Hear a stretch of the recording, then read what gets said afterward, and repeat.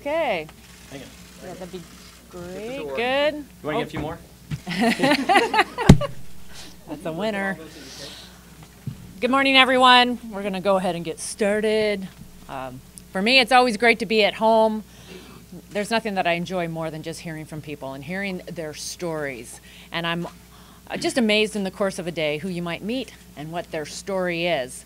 And one story I wanted to share today was about an accountant in my district who has decades of experience, who decided to run 30 different scenarios as to the tax bill and the impact on various households and various income levels. And he found that every household type, every income level saved money under tax reform. So that was 30 different scenarios in Eastern Washington, different households, and every income type, every household would get more money in their pocket. One family told me that this is helping them send their daughter to college. And these are real stories. These are real stories of the impact in people's lives of the Tax Cuts and Jobs Act. We are excited that our economy is booming and that people are better off today. And I encourage you to go visit better.gop if you haven't already, where you can get even more information. Despite what naysayers want you to think, wages are at a 9-year high. Again, people are hopeful and optimistic. I'm excited about some of the lowest unemployment rates in the counties that I represent, counties that have been economically depressed for years, that people now have an opportunity for a better life. We want to keep that momentum going, and that is why we're moving forward with the Tax 2.0, important pro-family provisions that will continue to help hardworking men and women all across this country. We're also taking action to give our troops the biggest pay raise in almost a decade, restore military readiness, which has been a big priority for us. And I'm really pleased today to have the subcommittee chairwoman, Kay Granger. She's chairing the Defense Appropriations Subcommittee, which is a big priority for us in rebuilding our military. So I would like to welcome her today to highlight some of that work. Thank you. Thank you so much. And if you see a great big smile on my face, it's because we're going to pass the Defense Appropriations Bill today, and it is so important. There's really nothing more important than securing our nation and making sure it's secure, and our people in the military have the equipment and the training they need. I've worked with Secretary Mattis now for 2 years on rebuilding our military. And this bill that we're going to pass today, it shows really major investments in our air superiority, our shipbuilding, our ground forces, the things that they need and the things they deserve. This is the largest pay raise in 9 years for our military. It's not just the money, it's to say that we're with you and we support you. The most important thing is the first time in 10 years that we get defense bill funding on time. Working with Secretary Mattis, he said the money's important, but giving it to us on time, where we have the time to plan and to build, is really the most important thing, and that's what we're going to do. It's a large bill. We listened to 6,600 members of Congress that came from suggestions from the members of Congress that said, this is what we need. And so we were able to fit that in most cases, but that all adds up to a great pat on the back and money for our military. Thank you very much. Great job, Kay, and what you're doing. This is going to be a big week. And today's going to be a real important day for those of us who have been wanting to see our military rebuilt. And for those of us who want to stand up for our men and women in uniform who deserve the certainty that comes with an appropriations bill that gives them the funding they need to do their job and to train in a safe environment. Again, we've all seen last year alone, by more than a 3-to-1 margin, we lost more men and women in uniform to training deaths than we did to combat. That's inexcusable. We reverse that. By the way, the first time in 10 years that our military will be funded for a full year and not have to operate under a CR. It's been 10 years since we've seen that. And when you see Secretary Mattis and the other generals say that a CR in the short-term funding and lack of certainty is one of the biggest impediments to provide for strong national defense, we will reverse that today by passing this critical, important bill. Thank you, Kay, for the work that you and your subcommittee have done to keep our nation strong and to provide our men and women in uniform with the tools they need. We're also going to be bringing forward this Tax Cut 2.0 bill. You know, in every swing district I go to around the country, people really love the tax cuts. They're seeing directly the benefits of tax cuts. It's not the millionaires and the billionaires. It's those hardworking families who are struggling to get by for 8 years with a slow and low growth economy. They're finally seeing their wages go up. People who were looking for work, who had given up looking for work, millions of them are now getting back in the workforce.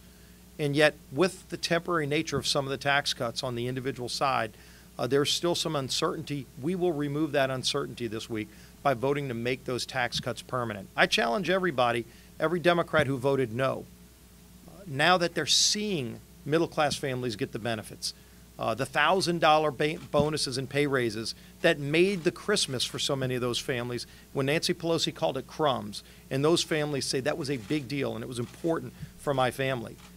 They need to step up and vote to make these tax cuts permanent. And finally, I know this is something that happens on the other side of the chamber, but when you see what's going to happen tomorrow with Judge Kavanaugh and the open hearings that they're going to have, when you saw Judge Kavanaugh go on national TV, and I thought did an incredible job of laying out his case for why he deserves to be on the Supreme Court. And think about this. Every single girl that Judge Kavanaugh dated that's come forward has said he's a man of high integrity and deserves to be on the Supreme Court. How many people have been held to that standard? I think that says a lot, that when you see so many women that have come forward and say he's a man of high integrity, this is somebody that deserves to be on the Supreme Court. He deserves that vote and that opportunity, and I look forward to seeing the Senate move him out of committee this week and ultimately put him on the U.S. Supreme Court. Well, good morning. I want to take us back to a little time before. Since 2010, America's view of a good or excellent economy has increased 325%. That is really America's comeback. And it didn't just happen. Part of that comeback was meaning that we'd make a commitment that we would rebuild our military. I want to give a great deal amount of that credit to Kay Granger. I've served with her, and her entire focus has been on the military and what we're going to be able to accomplish this week. And it's not that it's passing the House, that it's passing the House and going to the President for signature, that it's becoming law. And more than 75% of our funding will be done before September 30th. That's something that hasn't happened around Washington in quite some time. It's a difference, a change in results versus resistance. It's also, as Kay talked about, giving more to our troops, a pay raise, the largest one in more than 9 years. The comeback also means about letting Americans keep more of what they earn. That's why there's Tax 2.0 that will pass this week. These are a real contrast between what the Democrats have fought for or had resisted and the results that we've been able to achieve. You all know the Democrats' agenda. They talk about raising the taxes. They would reverse the tax cuts that we provided to the American public. More than 1.7 million new jobs have been created since that tax cut bill was passed. They also want to abolish ICE. But there's something else that we'll bring up on the floor, a new movement that's going around the country about allowing illegals to vote in our elections, disenfranchising Americans. I don't know if any of you have ever participated in a naturalization service. I would challenge you to do so. It is a moving experience. When you watch individuals who've worked so hard to become an American citizen, they walk out of the room and some of the first things that they will do, most draped in an American flag, want to register to vote. They will tell you some of their proudest moments would be casting that first vote as an American. But now cities that are Democratic controlled across America are disenfranchising all of us by allowing illegals to vote. Also, what you'll find that we'll do throughout, if you look back on a report card of what this House has been able to achieve, if I look at the last 25 years of Congress, during the first 2 years of a new presidency, the average number of bills moving out of the committee at this point would be 736. So what have we been able to achieve? 1,053, even with all the resistance from the other side. And bills passed off the House floor have an average of 678. This Congress has passed 914. You know the statistic. In the last 49 years, unemployment in America has only been below 4%, 9 months in those 49 years. And for those 9 months, we have just lived through. But not one Democrat on the House or the Senate voted to make that happen. They resisted. But we did not give up, because we knew what the results would be. Wages would go up. We'd be able to rebuild our military. More revenue would come in. And you know what would happen in the end? It would be the American comeback. First, I want to thank all the members, especially Kay, who worked on this funding package. If you remember when I became Speaker 3 years ago, one of the great frustrations around here was our broken appropriations process. We were really doing a big disservice to the taxpayer, and we are funding our military in absolute fits and starts. It was really hamstringing our military. We've got some work to do, but this funding package, when this funding package gets enacted, it will be 22 years since we have finished this many appropriation bills before the start of the fiscal year. That goes back to before I was in Congress.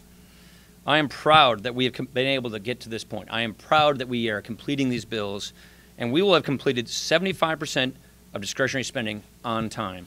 First time in 22 years.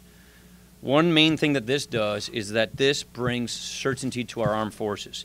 This is the first time in a decade that the Defense Department has not had to operate under a continuing resolution. In our conversations with our military leaders, one message comes really loud and clear. They tell us this every year. Our military cannot continue operating without a sense of stability, without being able to plan for the long term. With this bill, we are giving our military that certainty that they so desperately need. That, along with more resources for readiness, for our troops, this will ensure that our military remains the world's leading fighting force. I urge my colleagues to support this bill, and I'm excited about this coming to the floor. Another big win this week, today on the floor, is the Federal Aviation Reauthorization Bill. This is just not your typical reauthorization bill. This helps us modernize the FAA and the air traffic control system so that it is far more efficient, so that people can travel more efficiently. It also brings a new system so that we can make sure that we are safer than ever before. This is an infrastructure bill. It also brings disaster relief funding to support those areas as they rebuild, and for those areas that are now still suffering under the Hurricane Florence. This bill reforms and strengthens our aviation system. This bill brings infrastructure, and it is a key part of our Better Off, our Better Way agenda.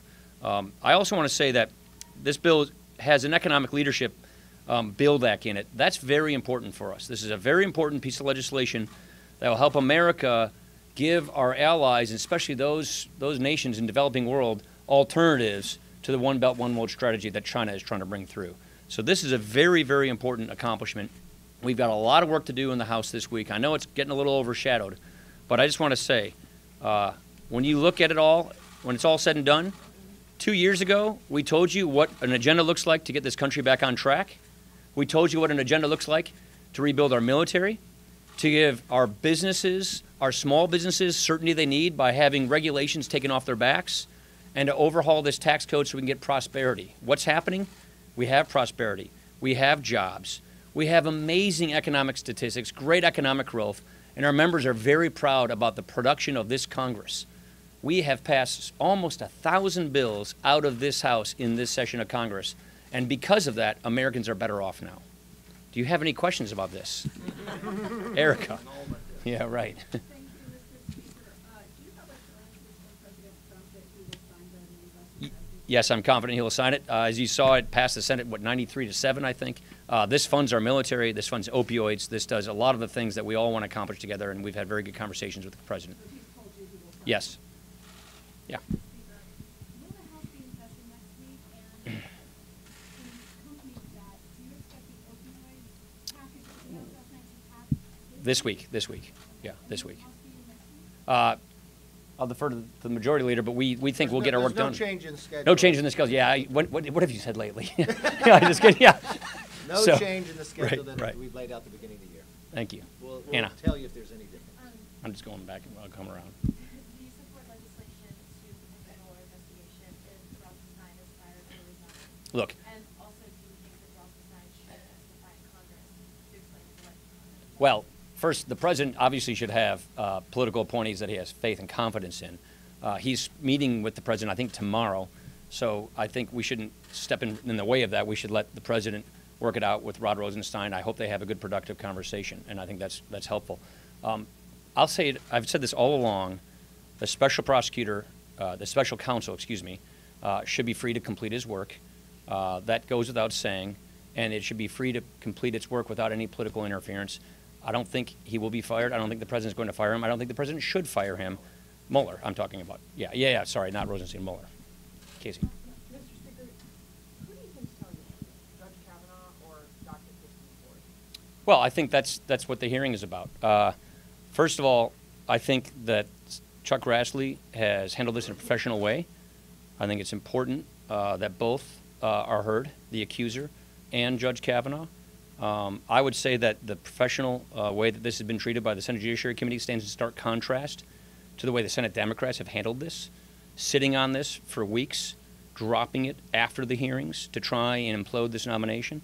So I think it's fitting and proper that they hear from both sides this week, and then I'll defer to the Senate on how and when to act. Do you think there should have been a reopening of the No, I think they should do exactly what they're doing. I think they're doing a good job. Last question. I have a question about You're, Catherine. Catherine, yeah, that's right, yeah. I have a question about Rosenstein. Okay, so we get past Thursday. Do you support your members who believe he should publicly testify about these McCabe memos? And if he refuses to publicly testify, do you support their move to sanction him? Look, I will defer to the Judiciary Committee. I don't micromanage the committees around here. I'll defer to the Judiciary Committee as to what kind of hearings they want to have, what kind of witnesses they want to have. But I would say this, if you're going to stack the credibility of Rod Rosenstein against Andy McCabe, who was fired for lying, I'll go with Rod Rosenstein. I'll leave it at that.